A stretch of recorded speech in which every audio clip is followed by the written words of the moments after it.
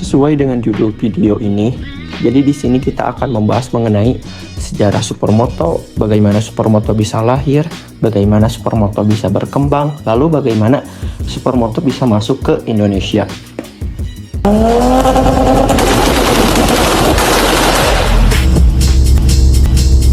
Supermoto pertama kali muncul lewat ajang bernama Superbikers yang dibuat oleh ABC TV di Amerika Serikat pada tahun 1979. Nah, ajang Superbikers tersebut diciptakan oleh Gavin Trippe. Beliau adalah seorang produser acara balap motor. Nah, pada tahun tersebutlah menjadi cikal bakal supermoto modern.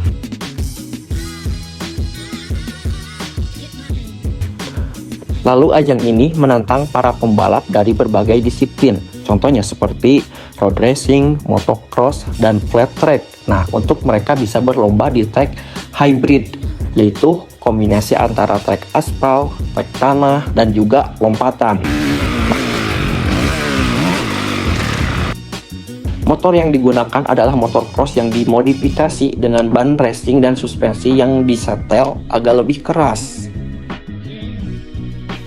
Secara historis, tujuannya dibentuk supermoto adalah untuk menggabungkan beberapa balapan, jadi menciptakan balapan yang berbeda dari yang lainnya. Nah, di sini ada 3 balapan yang digabungkan.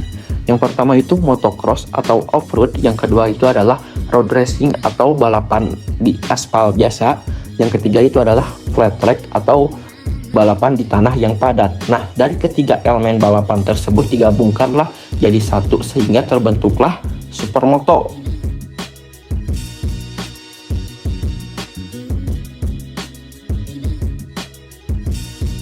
Alasan lain dibentuknya supermoto adalah untuk menguji skill para pengendara dan juga menguji adrenalin. Bayangkan, ketiga elemen balapan digabungkan menjadi ke dalam satu trek balapan.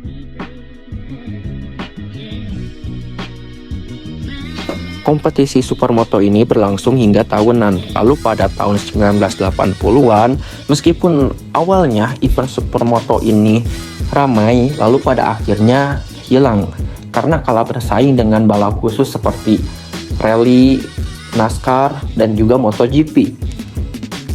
Lalu pada tahun 1990-an di Prancis, supermoto bangkit lagi. Olahraga ini lebih populer di Eropa, terutama di Prancis dan juga di Italia, di mana sebutan supermotard itu berasal dari bahasa Prancis. Dari Eropa sendiri banyak sekali produsen-produsen motor seperti Husqvarna, KTM, dan juga Aprilia. Nah, mereka mulai memproduksi motor khusus supermoto.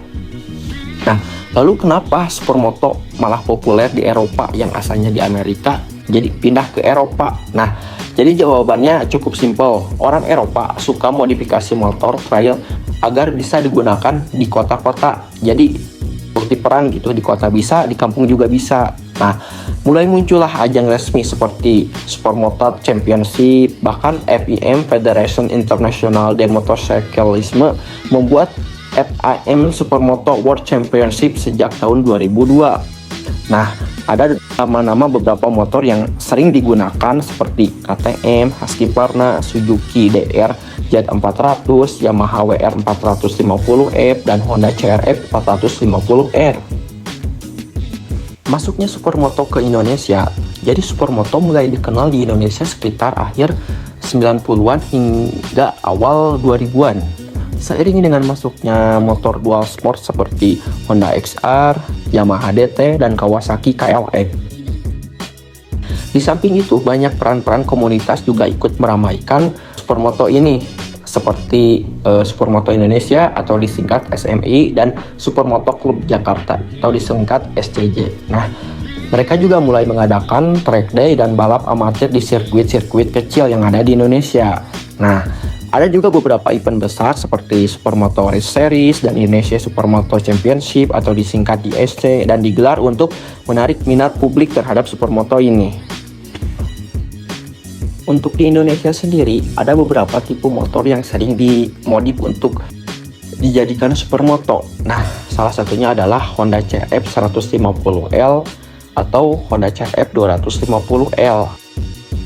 Lalu ada KLX 150, Yamaha WR 155, dan yang paling tinggi itu adalah KTM, Husky, dan lain sebagainya. Tapi ya itu limited, terbatas, karena gak semua orang bisa beli KTM, Husky, dan Yamaha YZ gitu.